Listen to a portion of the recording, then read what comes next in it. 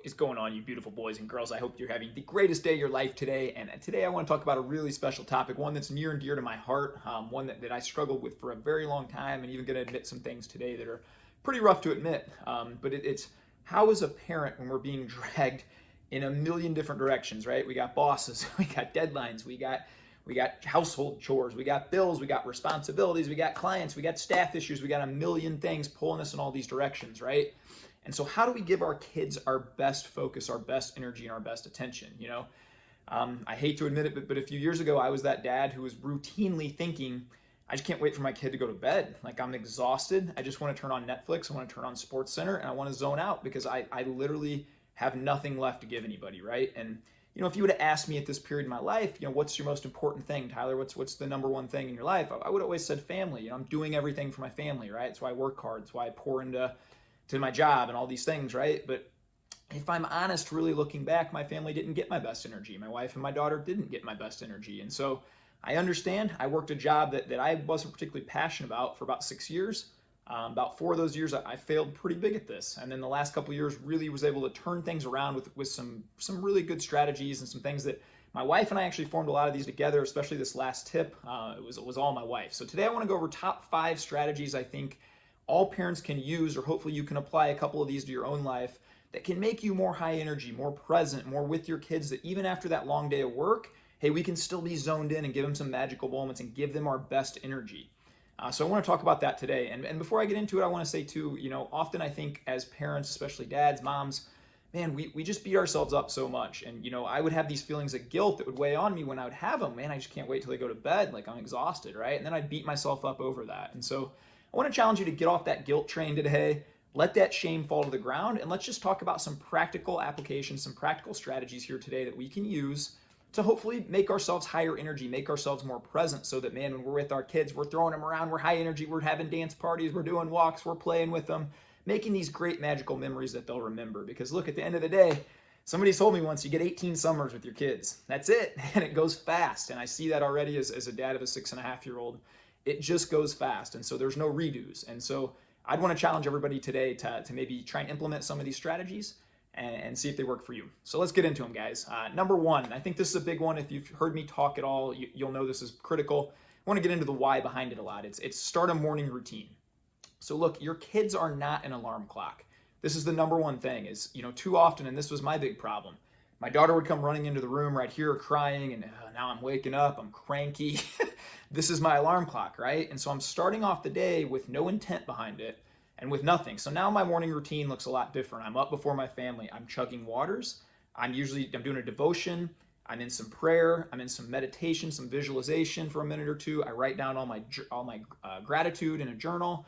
And then usually I lift weights even before my family wakes up. Now I've bettered myself, mentally, physically, spiritually. And now when they wake, man, I'm ready to pour into them. I've already pictured that in my head too, that I'm going to be a great dad, on fire, and pour into them. So I would think implement some kind of morning routine. Now, this doesn't need to be a really complex thing. You don't need to go run a marathon and do a ton of things, right? Your morning routine can literally be, I'm going to get up 5 minutes before my family, chug a couple waters, maybe stretch a couple minutes, and picture myself being really high energy, That way, when they get up, you're up ahead of your family, and you're out of the gate with a couple wins, right? And so you have some intent behind that day. I think that helps a lot. Number 2, this is a big one, guys. Fuel. Let's be honest. We all know we are what we eat. This isn't really complex, right? When I eat terrible food, guess what, guys? I feel terrible. I know you're in the same boat. Like, look, we had a neighbor bring over cookies not that long ago. I told my wife right away, give those cookies away. I don't want them in the house because I can't really control myself. I don't have great willpower, right? And so what happened, man? I got stressed, started eating some cookies, and then before you know it, I just feel terrible. And then those thoughts come of, I just can't wait till everybody goes to bed. I just can't wait to zone out, right? So a big way to fix this, guys, is number 1, when I was at an office, and even today, meal prep. So, I fast breakfast today is just have a protein shake, and then for lunch, I'm just eating for fuel. So to me, it was grilled chicken and a couple veggies, maybe some rice in there.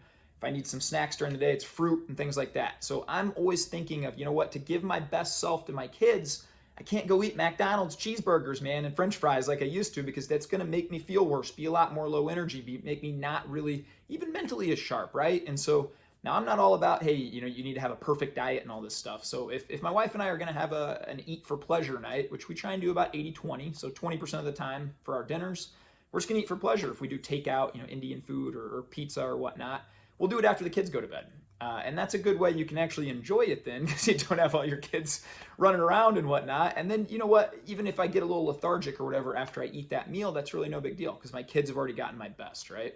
So that was one strategy we used. Another big one for me, the third one, is an afternoon walk or some kind of movement. Now, guys, this is tougher, I know, but I worked in an office and I would just do it on my lunch break. So I would take a later lunch, usually about 2 o'clock, and I would just get outside, even if it was for 15, 20 minutes, just walk, stretch, get some kind of movement to break up that 8-9 hour workday, because it's rough, man. When I used to take lunches at my desk.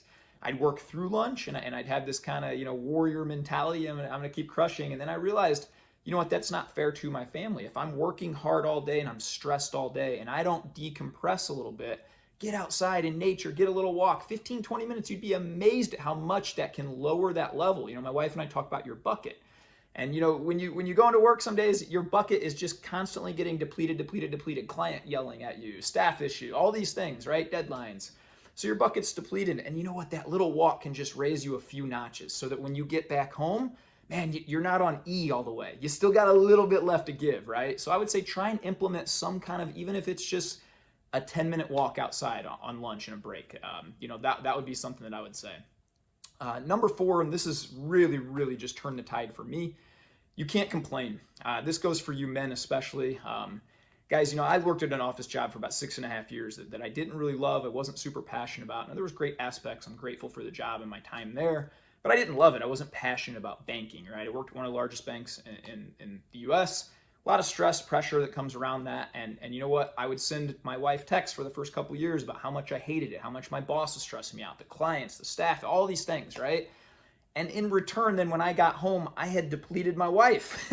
She was now stressed, bearing that brunt that I gave her. So I made this intentional shift a couple years ago that I will never complain about it. She doesn't care, to be honest. I would only tell her wins, and I would only encourage her. And guys, this is the cheat code. Listen, our women, they usually magnify back what we're giving to them, and it's times 10, man. Women have an amazing gift to do this. So now I'm just telling my wife, man, you know what? I got that walk in. I ate a healthy lunch. Oh, we had this win with a client. Oh, I got my coworkers out walking with me now. This is amazing. And I might have had 4 or 5 stressful things that day, but I could also always find 4 or 5 good wins that day to share with my wife. And so when I came in the door at night, that's the stuff that I was sharing with my family. These were the wins we had. What wins did you guys have? And you start talking about that, and you become an encourager in your family.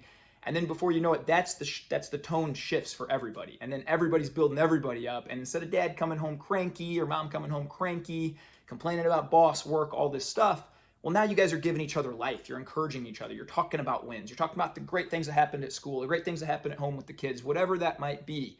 So I would say eliminate that complaining. Again, nobody cares. To be honest, it's one of the worst human traits. Either do something about it or change your attitude. Now, the last one, this was the greatest tip ever. Shout out to my queen, Annie. I love her.